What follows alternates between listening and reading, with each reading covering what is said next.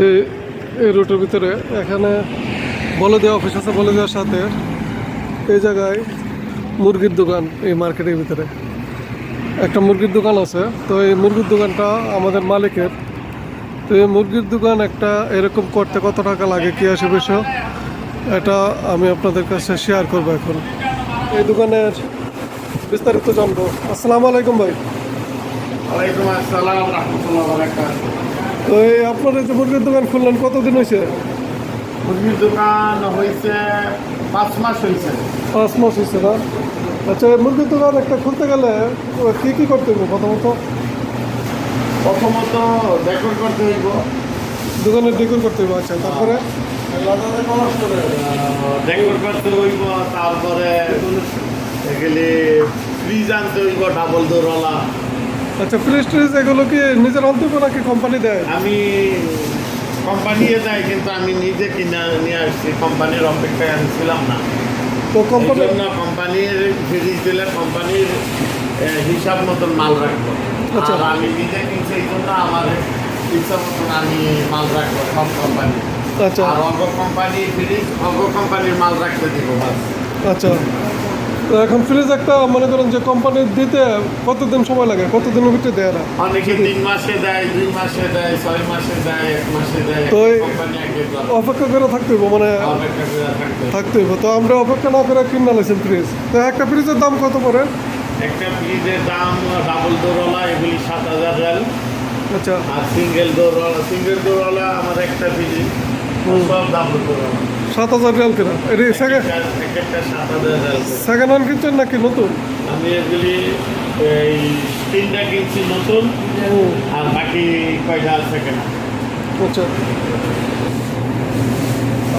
আচ্ছা, আপনার এই দোকান খুলতে কত টাকা লাগছে? এরকম একটা দোকান খুলতে কত টাকা? বলতে ম্যাক্সিমাম 1,60,000 হয়ে গেছে। কেন টাকার অঙ্ক বেশি লাগছে, তো বিলে লইছি, মানে পজিশন কিনা লইছে পজিশন কিনছেন কত দিয়ে? 80,000। 80,000 রিয়াল। এই জায়গাটার নাম জানি কি? নাসিম। নাসিম। আচ্ছা, নাসিমে এখানে এটা পজিশন 80,000 রিয়াল পজিশন নিছে। তারপরে ভাড়া কত প্রতি মাসে? ভাড়া 20,000 রিয়াল। ভাড়া ঠিক আছে, ভাড়া কম আছে মোটামুটি 20,000 রিয়াল ভাড়া। তারপরে এখন সব তো কাগজপত্র মানে সৌদির নামে না? তো সৌদির লোক আপনার কন্ট্যাক্ট কীরকম? সৌদি নামে আমার কন্ট্রাক্ট প্রতি দোকান হিসাবে, মানে একটা অ্যামাউন্ট রাখছে, এটা বলা যাবে। আচ্ছা, যাই হোক, মানে আরও দোকান আছে, সব মিলে তার দেন আর কি প্রতি মাসে। তো অন্যরা যারা দোকান করতে চায় এরা কীরকম মানে ওই কন্ট্যাক্ট করতে হবে সৌদির সাথে? আর সৌদির সাথে কন্ট্যাক্ট করে পারবো। আর নতুন এখন সৌদি সরকার আর তোমার ফ্যাসিলিটি দিচ্ছে ইনভেস্টার। আচ্ছা, ইনভেস্টার নিজের নামে করতে পারবো। তো সব ধরনের আচ্ছা, সুযোগ সুবিধা আছে। আপনার তো অনেক ব্যবসা প্রতিষ্ঠান আছে, তো আপনি ইনভেস্টার করেন না কেন? এখন ইনভেস্টার আমার সৌদি ভালো আছে দেখা ইনভেস্টার থেকে সুবিধা আমার যে সৌদি আছে। আচ্ছা আচ্ছা আবার যদি আমার সৌদি খারাপ হইতো তাহলে আবার আমি নিজের নামে সৌদি গালিতাম। আচ্ছা আচ্ছা, মানে যারা এখন অনেকে ভাবে যে ইনভেস্টার হইলে নাম কামামো, আমার নামে হইব, আরো লাভ হইব, এটা অনেকে বোকামিকেরা নিজে লাইসেন্স দায়ী করে। এটা তো অনেকে বাঙালি ধরা খায়। আচ্ছা কিন্তু কেউ যদি সৌদি ভালো থাকে, সে নিজের নামে না করা ভালো। একটা সৌদির সাথে থেকে ব্যবসা করলে সৌদিতে যে কোনো সময় বিপদ আপদ হইলে সৌদি ফোনের সাথে সাথে আইসা দোকানে দাঁড়ায় যাইব। আর যদি তুমি ইনভেস্টার হয়ে যাও, তখন তোমার যে কোনো নির্বিষ হইলে তোমার মাথা নষ্ট হয়ে যাইব।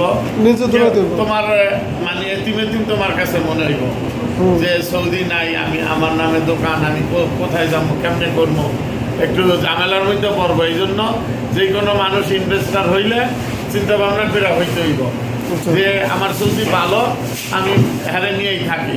যখন নির্বিষ হয় ভবিষ্যতে, তখন সে ইনভেস্টার হইব।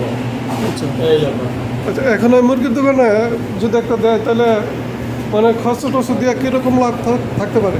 খরচ দিয়া সে যদি নিচে বসে 10-12 হাজার লাভ থাকো প্রতি মাসে। আর যদি কর্মচারী দিয়া করাই তাহলে মনে করেন যে 8,000, 9,000, 7,000 প্রতি মাসে লাভ।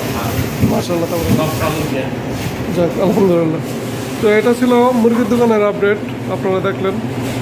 তো ধন্যবাদ আপনাকে বিস্তারিত ওকে, জানাবেন। তোমাকেও ধন্যবাদ মিস্টার রফিক।